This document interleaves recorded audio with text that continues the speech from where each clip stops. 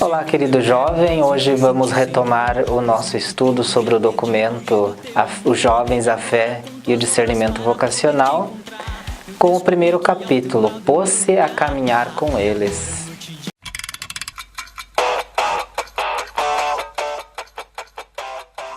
A atitude de Jesus é alguém que caminha, escuta e compartilha. Também esta deve ser a atitude da igreja. Aproximar-se dos jovens, escutar o que eles têm a dizer e disponibilizar-se a percorrer juntos um caminho. Uma das constatações anteriores ao sínodo é que os jovens desejam ser ouvidos. Experimentam como sua voz não é considerada interessante ou útil no âmbito social e eclesial. Por outro lado, a igreja percebe que falta adultos disponíveis e aptos a escutar. Este jovem que tem algo a dizer vive em um mundo plural. Por isso não falamos de um único modo de viver o período da juventude, mas estamos falando de uma pluralidade de mundos dos jovens. Ainda que falamos de juventudes no plural, entende-se que há pontos em comuns, como por exemplo, o fato da etapa da juventude ser um momento propício para o discernimento e a definição de um caminho, de uma vocação. Dessa forma, a igreja considera todos os jovens como destinatários da pastoral vocacional. O desafio de evangelizar os jovens é uma missão que requer processos pastorais completos que desde a infância possam conduzir à vida adulta e ao ingresso na comunidade cristã. Tais juventudes se encontram em uma época em que o ambiente digital caracteriza o mundo contemporâneo, uma situação que desafia a transmissão da fé, haja vista que precisa levar em conta o paradigma da imagem em vez da escuta e da leitura. Neste contexto atual, preocupa a igreja a questão da imigração, sobretudo porque junto a esse fenômeno também surge a mentalidade xenófoba. Outra preocupação são os abusos cometidos por alguns bispos, sacerdotes, religiosos e leigos. O sínodo nos orienta a buscar a raiz dessas atitudes. Nessa busca, revela que existem vários tipos de abuso, de poder, de consciência, econômicos e sexuais. Quanto às causas, aponta o desejo de dominação, a falta de diálogo e de transparência, as formas de vida dupla, o vazio espiritual e a fragilidade psicológica são os terrenos nos quais a corrupção floresce.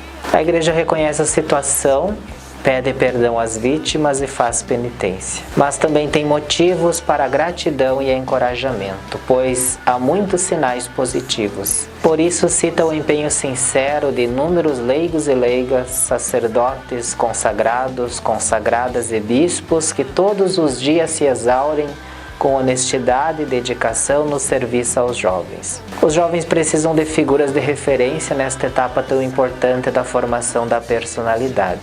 Nesta fase da vida, a família continua sendo o principal ponto de referência para os jovens. Os avós têm um papel especial na questão do afeto, educação religiosa e elo entre as gerações. Quanto à figura materna, é considerada como figura essencial, diferente da presença dos pais, pois tem uma proximidade ambígua para os jovens. Alguns desempenham seu papel com dedicação, outros de forma ausente, superficial, opressiva ou autoritária. Além dos familiares, outras pessoas, geralmente adultos, são figuras que os jovens buscam para imitar, para ser modelo de atitude, até que descubram a sua própria personalidade. Contudo, vive-se um tempo em que às vezes os adultos não procuram ou deixam de transmitir os valores fundamentais da existência, ou assumem estilos juvenis, invertendo a relação entre gerações. Se os adultos começam a se comportar como jovens, estes últimos sentem uma crise de modelos e de pessoas de referência para ajudar-lhes a criar uma identidade. Na formação da identidade dos jovens, também é importante os grupos de idade semelhante, onde se cria vínculos de amizade. Tal ambiente se constitui em experiência fundamental de interação e de progressiva emancipação do contexto familiar de origem. A igreja reconhece também que na dimensão da sexualidade ela precisa ser mais clara e convincente. Daí que a moralidade sexual muitas vezes causa incompreensão e distanciamento da igreja, pois é percebida como um espaço de julgamento e condenação. A realidade de muitos jovens é de angústia, falta de esperança e sentimento de vazio. Uma das causas deste mal-estar é a falta de valorização no campo profissional.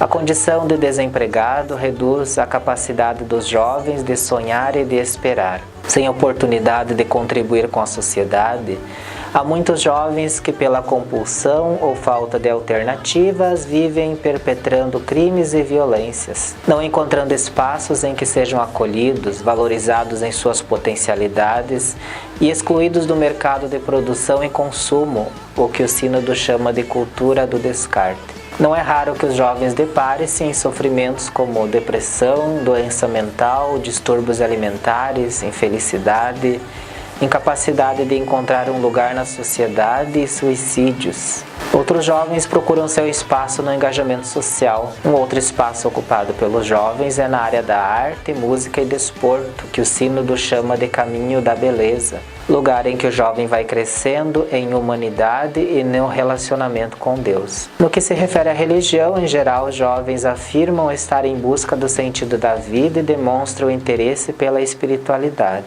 Para outros, influenciados pela secularização e a mentalidade materialista, a busca do sentido da vida é encontrado no sucesso profissional e econômico.